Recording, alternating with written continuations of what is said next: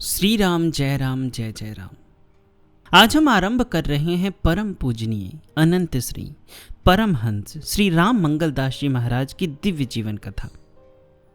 इस अमूल्य ग्रंथ को हम तक पहुंचाने का विशेष श्रेय जाता है डॉक्टर राजीव कुमार वर्मा जी को, जिन्होंने अपने अथक प्रयास से महाराज जी के जीवन, उपदेश और दिव्य चरित्रों को संकलित कर वेबसाइट पर उपलब्ध कराया।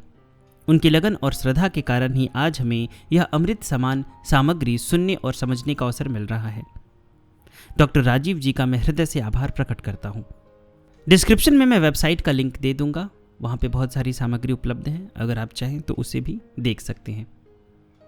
अब आइए आरंभ करते हैं इस श्रृंखला का पहला अध्याय, श्री परमहंस राम मंगलदास जी महाराज की गुरु परंपरा। श्री परमहंस राम मंगलदास जी की गुरु परंपरा का समारंभ आदि गुरु स्वामी रामानंद जी से होता है। श्री स्वामी रामानंद जी श्री भरत जी के अंश थे। आदि गुरु स्वामी रामानंद जी के 12 प्रमुख शिष्य थे, जो 12 महाभागवत के नाम से जाने जाते हैं। श्री अनंतानंद जी ब्रह्मा जी के अवतार थे। श्री सुखानंद जी शंकर जी के अवतार थे। श्री योगानंद जी कपिल देव जी के अवतार थे। श्री सुरसुरानंद जी नारद देव जी के अवतार थे। श्री गालवानंद जी सूकदेव जी के अवतार थे। श्री नरहरियानंद जी सनत कुमार जी के अवतार थे। श्री भावानंद जी जनक जी के अवतार थे।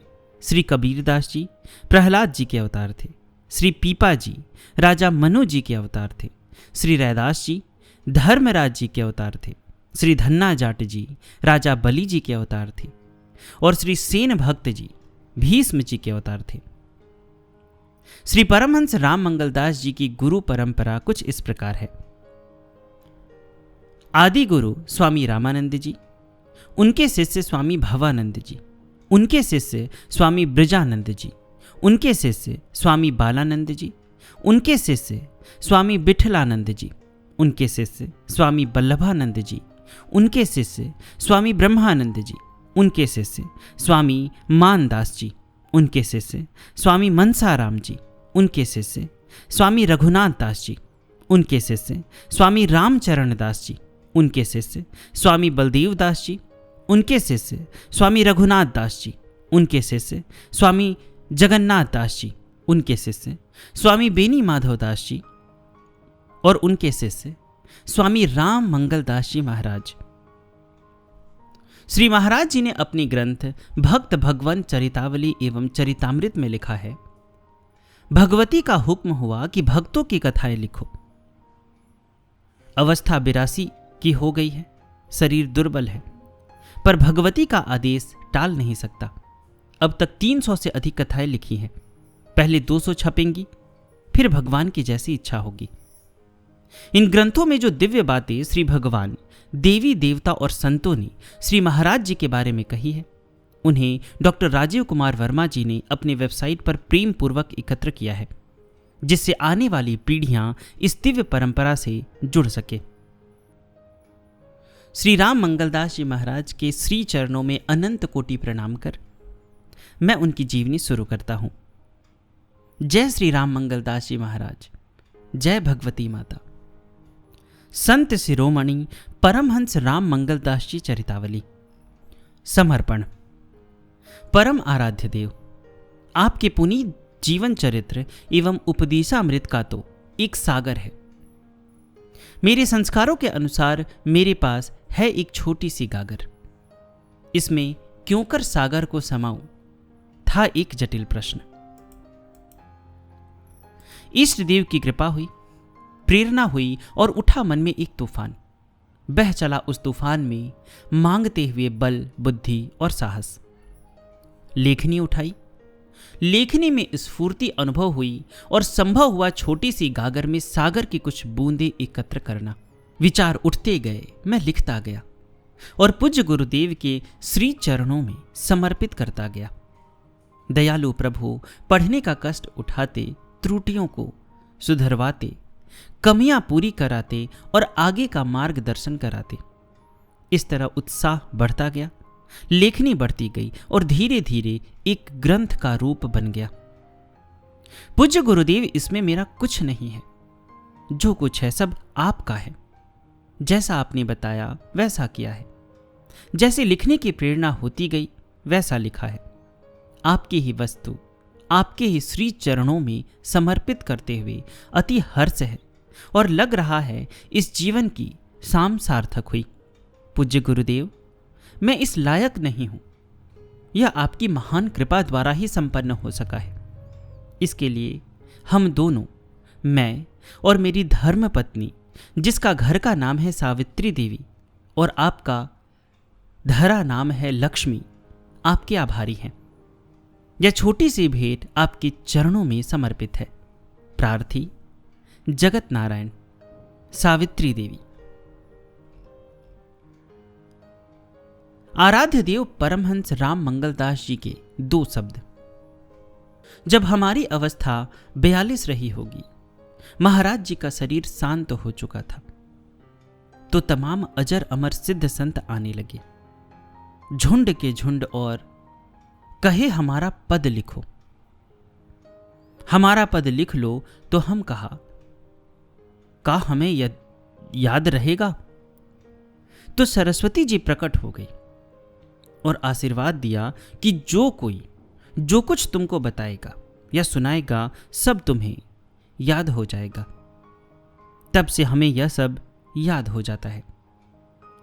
हम कागज पर भोर में लिखते, दिन भर लिखते लिखते थक जाते, तो गोस्वामी जी ने कहा, थोड़ी दीवाल के बल बैठकर आराम कर लिया करो। तो वैसा करने लगे, तो थकान चली जाती थी। वही सब बतिया इस पुस्तक में संग्रह करके लिखी गई है। थोड़ी सी हमने अक्षर ब अक्षर पढ़ा है। सरस्वती जी के आशीर्वाद से सिद्ध संतों ने बहुत बातों का बोध कराया। बहुत ही बातें महाराज के साथ अनुभव होती थी। बहुत ही बातें बाबा टीका दास के स्थान पर मालूम हुई थी। भगवती का आदेश हुआ कुछ भक्तों के चरित्र लिखने का, तो जो लिखे हैं उनमें से 202 भक्त भगवंत चरितावली एवं चरितामृत में छपे हैं। इनको जो पढ़ेगा और तदनुसार अपनी दिनचर्या बनाएगा, उसका जीवन सार्थक होगा। जिसको जिस देवी देवता से प्रेम हो, मन लगाकर और अपनी इष्ट में विश्वास करके थोड़ा जप या पाठ नित्य करे। परमहंस राम मंगलदास जी महाराज, गोकुल भवन, अयोध्या, 7 दिसंबर 1975। 2 शब्द लेखक की ओर से। प्रेमियों, पूज्य गुरुदेव की असीम कृपा से पूज्य गुरुदेव के जीवन चरित्र एवं उपदेशामृत को ग्रंथ रूप में आपके हाथों में सौंपते हुए अपार हर्ष हो रहा है। यह पूज्य गुरुदेव की प्रसादी है आप सबके लिए। मेरी यह भावना है कि आप अपने इष्ट मित्रों सहित इसको धारण करके जीवन को कृतार्थ करेंगे और लाभ उठाएंगे। मैं कोई लेखक नहीं हूं, मुझको भाषा व मात्राओं का ठीक से ज्ञान भी नहीं है। यह लेखनी केवल पूज्य गुरुदेव की कृपा से संभव हो सकी है। यह मेरा प्रथम प्रयास है। इसमें अनेक प्रकार की कमियां एवं अशुद्धियां आप प्रेमियों को मिलेंगी। आप उन्हें मेरी ही कमियां समझकर क्षमा करें और उन अशुद्धियों एवं अपने नए सुझावों को भेजने का कष्ट करें, जिसे यदि संभव हो सका तो अगले संस्करण में दूर करने का प्रयास करूंगा। इस महान कार्य में पूज्य गुरुदेव की तो पूर्ण कृपा प्राप्त रही। इसके अतिरिक्त अपने सहयोगियों का भी पूर्ण सहयोग एवं प्रेम प्राप्त रहा। इन सहयोगियों में विशेषकर है डॉक्टर सुरेंद्र चंद्र दुबे। मैं सब गुरु भाइयों, गुरु बहनों, माताओं तथा अन्य प्रेमी भक्तों के प्यार, उत्साहवर्धक प्रेरणा एवं सहयोग के लिए हृदय से आभारी हूं। गोकुल भवन, अयोध्या। विनीत जगत नारायण। तृतीय संस्करण की प्रस्तावना। इस पुस्तक का प्रथम प्रकाशन 1977 में परम पूज्य श्री महाराज जी के जीवन काल में ही हुआ था। पुस्तक की मांग इतनी ज्यादा हुई कि द्वितीय प्रकाशन की आवश्यकता लगने लगी। 1980 में द्वितीय संस्करण प्रकाशित हुआ। तत्पश्चात ऐसा लगता है कि पूज्य गुरुदेव श्री महाराज जी की आवश्यकता परलोक में होने लगी, क्योंकि स्वयं पूज्य गुरुदेव ने कहा, काली जी आई है। कहती है चलो। बात ऐसी रही कि 31 दिसंबर 1984 के 18 दिन पूर्व आपने अन्न त्याग दिया। 15 दिन केवल जल पीकर रहे, तत्पश्चात जल ग्रहण करना भी छोड़ दिया और 3 दिन बाद ओम कहते हुए स्वेच्छा से अपना शरीर छोड़ दिया। भक्तों को यह निश्चय करना कठिन हो गया कि वास्तव में गुरुदेव ने शरीर छोड़ दिया है या अखंड समाधि ले ली है, क्योंकि न तो हृदय गति थी न नाड़ी गति ही थी, पर फिर भी आंखें खुलती बंद होती थी। ऐसा न कभी सुना गया था न देखा गया था। तो एकमात्र उपाय अयोध्या के वरिष्ठ महात्माओं से निर्णय लेना था। उन लोगों के विचार से पूज्य श्री महाराज जी ने शरीर छोड़ दिया था। फिर भी शंका रही तो सिद्ध संत देवराहा बाबा से पूछा गया तो उन्होंने कहा, बच्चा, यह सब सिद्ध संतों की लीला है। उन्होंने शरीर छोड़ दिया है। वे तो भगवत स्वरूप थे। उनके बारे में जो कहा जाए वो थोड़ा है। तत्पश्चात मेरे गुरु भाई राजीव लोचन वर्मा ने, जो इस समय IIT कानपुर में असिस्टेंट प्रोफेसर के पद पर कार्यरत है और पूज्य गुरुदेव के कृपा पात्र है, सिद्ध योगी संत श्री स्वामी राम जी से प्रश्न किया, क्या सिद्ध संत श्री महाराज जी शरीर छोड़ने के बाद अपने भक्तों को वैसे ही प्यार करते हैं तथा उनका वैसे ही ख्याल रखते हैं जैसे शरीर रूप में करते थे? तो स्वामी जी ने बहुत दृढ़तापूर्वक कहा, बिल्कुल वैसे ही।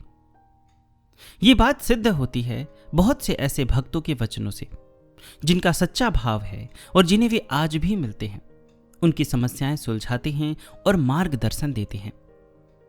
उदाहरण तो बहुत है, पर एक ज्वलंत उदाहरण पाठकों को यह बताना चाहता हूं कि गोकुल भवन के अलावा देश की राजधानी दिल्ली में उनकी प्रतिमा स्थापित की गई है, जिसका संचालन श्री विजय कुमार बंसल जी कर रहे हैं और उनके माध्यम से तमाम बहुत से लोगों का कल्याण हो रहा है। उनकी बेटी से पूज्य श्री गुरुदेव की वार्ता भी होती है, जो थोड़े समय समय पर अमृत बूंद नामक पुस्तक में प्रकाशित की जाती है। यह पुस्तक निःशुल्क बांटी जा रही है और जिन पाठकों की इच्छा हो वे दिल्ली जाकर स्वयं इस बात का अनुभव कर सकते हैं। पता है, श्री विजय कुमार बंसल, D1819 राणा प्रताप बाग, दिल्ली 110007। ऐसे उदाहरण भी है कि जिज्ञासु केवल चित्र ले जाते हैं और उसी के माध्यम से उनकी सांसारिक समस्याओं का हल हो जाता है। बहुत विस्तार है, थोड़ा लिखा है। इस पुस्तक की मांग इतनी अधिक होने लगी कि तृतीय संस्करण निकालने की आवश्यकता महसूस हुई और पूज्य श्री गुरुदेव के कृपा पात्र श्री सतीश चंद्र वर्मा जी ने यह भार अपने ऊपर लेकर जिज्ञासुओं की जिज्ञासा पूर्ण करने का पुनीत कार्य किया। यह तृतीय संस्करण पूज्य श्री गुरुदेव के साकेतवास के बाद निकल रहा है, इसलिए यह भी आवश्यक प्रतीत हुआ कि प्रथम संस्करण 1977 के बाद से 31 दिसंबर 1984 तक का भी विवरण लिखना उचित होगा। एक अध्याय पूज्य गुरुदेव के उपदेश के नाम से इस पुस्तक में अध्याय 6 के रूप में जोड़ा जा रहा है, जिससे पाठकों को मार्गदर्शन मिलेगा, प्रेरणा मिलेगी और कल्याण होगा, ऐसा मेरा विश्वास है। विदित हो कि इस अध्याय में जो भी कुछ लिखा है वो पूज्य गुरुदेव के शब्दों में ही है, जो समय समय पर उन्होंने अपनी प्रिय भक्तों को दिए थे। पूज्य गुरुदेव इतने दूरदर्शी थे कि स्थान गोकुल भवन का कार्य सुचारू रूप से चलता रहे, दिन दुखियों की सेवा होती रहे, इस हेतु अपने जीवन काल में ही उन्होंने एक समिति का गठन कर दिया था, जिसका नाम रखा गया है परमहंस बेनी माधव राम मंगलदास सेवा संस्थान। प्रश्न यह उठा कि पूज्य गुरुदेव के बाद गद्दी पर कौन बैठेगा। अयोध्या के संत समाज से विचार विमर्श किया गया तो उन्होंने कहा, उनके समान योग्य जब कोई होगा वही बैठ सकेगा, जब तक न होगा तब तक व्यवस्थापक के रूप में प्रतिष्ठित व्यक्ति ही, जिसे समिति का अध्यक्ष माना जाएगा, कार्य करता रहेगा। गोकुल भवन न तो मठ है और न ही आश्रम, यह सिद्ध पीठ है। इस समय अयोध्या में कोई सिद्ध नहीं है, जो भी कोई गोकुल भवन का शिष्य बनना चाहेगा उसे केवल व्यवस्थापक दीक्षा देगा, पर गुरु केवल परमहंस राम मंगल दास जी ही होंगे।